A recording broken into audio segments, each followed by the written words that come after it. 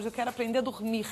Quero entender qual é a importância do sono, o que eu consigo e devo fazer para dormir bem. Doutora Luciana Palombini é psiquiatra do Instituto do Sono e ela é uma autoridade no assunto e vai nos ajudar em relação a esse fator que é tão importante para a nossa qualidade de vida. Por favor, doutora, muito obrigada por ter vindo. Obrigada a você. Tô louca para aprender tudo aqui. Vamos sentar para conversar um pouco, porque o sono é importante demais, né? Fundamental. 1/3 da nossa vida a gente passa dormindo, então tem que dormir bem. Importantíssimo para o equilíbrio. Fundamental. Ele é importante, assim, pra gente se sentir descansado. Mas ele afeta a nossa saúde como um todo? Sim. A falta de sono pode provocar o quê? Então, assim, tem 2 grupos de doenças principais na falta de sono que a gente se preocupa. Então, tanto a falta de sono como doenças do sono pode aumentar o risco de doença cardiovascular, que é pressão alta, né? Hipertensão, doença cardíaca e derrame. Isso é cardiovascular. E a parte metabólica também. Então, quem dorme menos do que deveria ou quem tem algumas doenças do sono aumenta o risco de diabetes. Então, isso em termos de doença. Mas afeta toda a parte, por exemplo, de funcionamento cerebral. Então, memória, concentração, humor, são 3 coisas diretamente afetadas pelo sono. Quem não dorme também entra num nível de estresse rápido, né? Profundo, e estressa mais com tudo mais. É verdade. Agora, qual é esse tamanho de sono? Quantas horas a gente precisa dormir? É assim, a maior parte das pessoas precisa de 7 a 8. Mas uma minoria realmente fica bem com 5, 6 horas. É uma minoria, né? Então é difícil, a pessoa pergunta isso, eu digo, o parâmetro é você acordar de manhã pronto para o dia. Você tem que acordar bem disposto. Mesmo que precise de um pouquinho mais? Não, então, se você... Aquele que precisa de 10, tipo eu, assim, eu gosto de dormir 10 horas seguidas. É bastante, mas existe, dormidor longo a gente chama, existe também, né? Agora, realmente, você tem que excluir que a qualidade de sono é boa. Então, porque muitas vezes as pessoas precisam dormir mais do que precisariam porque a qualidade é ruim. E como é que faz para ter uma qualidade boa? Bom, primeiro você tem que saber o motivo dessa qualidade ruim, que pode ser desde motivos externos até motivos internos, né? Então, por exemplo, tem pessoas que têm o sono sensível, acordam com diversos barulhos, tal, esse é o motivo externo. Tem pessoas que têm dificuldade respiratória, então é aquela pessoa que tem uma alergia nasal, que nunca tratou bem. Se você respirar mal pelo nariz, isso já é uma causa de uma qualidade ruim de sono. Então, na verdade, primeiro você tem que fazer o diagnóstico, né? Tem que fazer o exame do sono, esse de dormir no laboratório do sono, para a gente ver tem alguma doença do sono, quais são os fatores que estão contribuindo para uma qualidade ruim. Uma pessoa que tem um sono leve, ela é considerada uma pessoa que tem algum problema no sono? Porque o normal é a gente ter um sono profundo? Existe a porcentagem de estágios de sono consideradas normais. Então, quando a pessoa diz que tem um sono leve, existe o limiar de despertar que é variável e é normal. Tem gente que tem o limiar mais alto, tem um barulho forte, não acorda, outro mais baixo. O importante é você saber que o sono tem todos os estágios em quantidade adequada. Agora, fora isso, sim, existe uma variabilidade individual. Mas pode ser que por algum motivo, alguma doença do sono, ele tenha um sono mais superficial. Por exemplo, o homem com a apneia do sono. Ele é o típico, ele vem no consultório, ele ronca só. E a mulher diz que ele para de respirar, mas ele não acredita. Ele diz que ele dorme 8, 9 horas e não tem problema nenhum, porque ele não acorda. Mas você vai fazer o exame do sono e são 9 horas de sono superficial. Ele não chega ao sono profundo, então ele não descansa, apesar das 9 horas de sono. Consequência, dia seguinte, ele está cansado, irritado, estressado, hipertenso, né? Diversas coisas.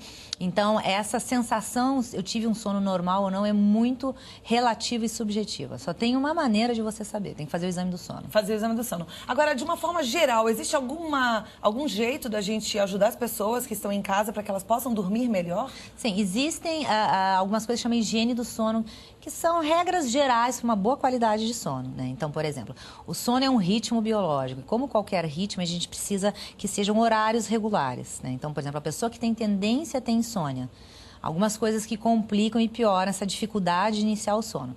Uma pessoa que tenta compensar no dia seguinte, dormindo um horário mais, acordando mais tarde ou mais cedo. Então, o ideal é acordar sempre o mesmo horário.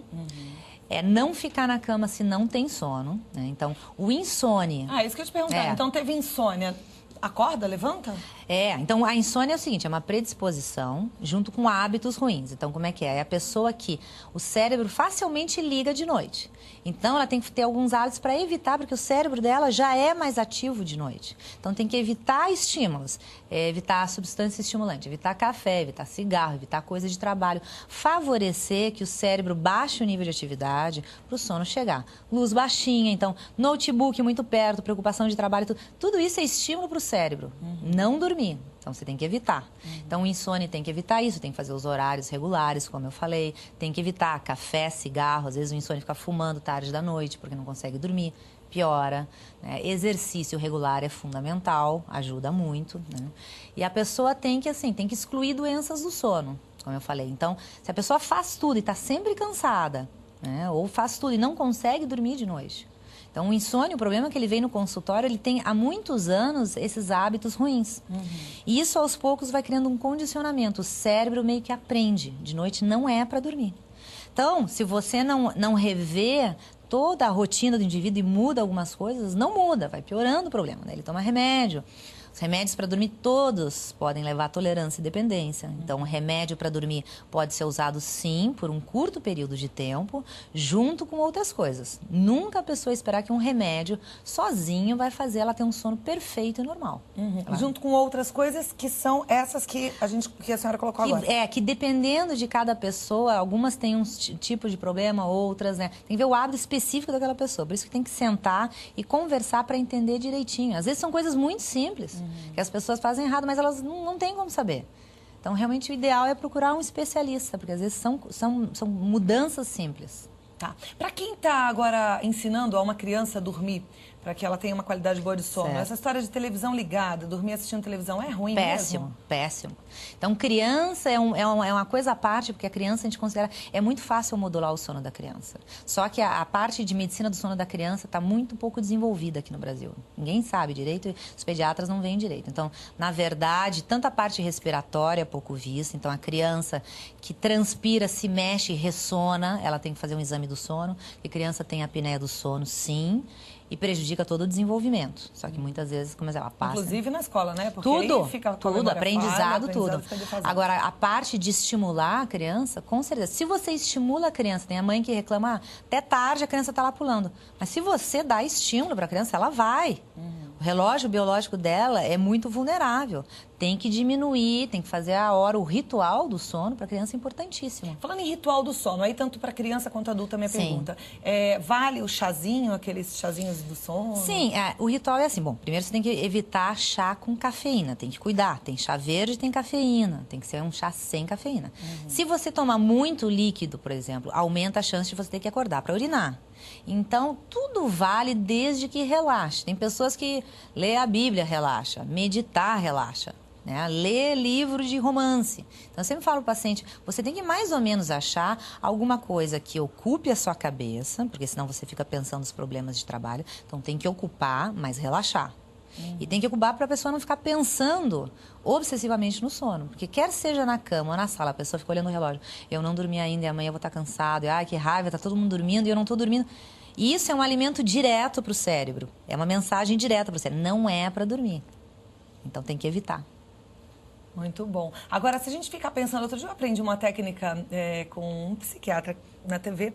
E ele falava, pensa no sono no sentido de... Vem sono e vem um outro pensamento. Não, agora é a hora do sono. E ficar pensando no sono até dormir. Mas o tipo de pensamento reflete de maneira diferente. Se você faz isso e relaxa você, ótimo. Se uma outra pessoa faz isso e deixa ela nervosa, não faça. Péssimo. Tá. Então, depende do conteúdo como reflete. Tem que ser algo que realmente dê a sensação de relaxamento. Então é muito individual. Por exemplo, aqueles CDs, né? De sono profundo, relaxe, ouça música relaxante para dormir. Também depende. Depende. Para algumas pessoas pode gerar irritar uma irritabilidade profundamente, basta piorar toda a insônia. Então, varia, é bem individualizado. Né? Perfeito. Bebida alcoólica, tem gente que fala assim, eu vou tomar uma tacinha de vinho que eu vou dar uma relaxada e dormir. O álcool é o seguinte, ele realmente, ele engana, porque ele é um facilitador do início do sono. Só que ele fragmenta o sono. Então, a pessoa inicia mais rápido, mas a qualidade do sono é ruim. Então, ele engana. Na verdade, ele não ajuda o sono. Que vai chegar num determinado momento que a pessoa desperta. E para quem ronca e tem apneia, piora. Perfeito. Ah, é muito bom a gente falar sobre esse assunto, né? E entender que a gente precisa comandar mesmo o nosso cérebro. A gente pode mudar essa dinâmica do sono e pode ter mais qualidade de vida. E olha, você que sente aí cansaço todo dia e acha que isso pode estar relacionado ao seu jeito de dormir ou às suas as noites mal dormidas, procure e faça, assim, o exame do sono, tá? Conversei com a doutora Luciana Palombini.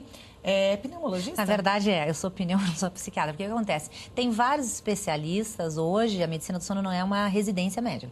Então, todos nós, o Instituto do Sono, fizemos uma área antes. Eu sou pneumologista. Depois, eu fiz a especialização em sono. Perfeito. Mas é bom porque também já entende de todas as vias respiratórias. Vias respiratórias, né? Tem muito a ver, muitas vezes, importantíssimo. em relação ao sono, muito, né? A apneia do sono, tudo isso. E, bom, você pode entrar em contato no site www.sono.org.br. Lá tem mais dicas também, informações. Tem algumas dicas, sim. Eu acho que vale a pena, viu? E pesquisar, investigar. O que é que está te fazendo ficar tão cansado há tanto tempo? Pode ser uma noite mal dormida, uma atrás da outra. Então, você vê aí que pode devastar a sua saúde. www.sono.org.br. Doutora Luciana, muito obrigada. Obrigada. Foi um prazer conversar Igualmente. contigo. E ótima tarde.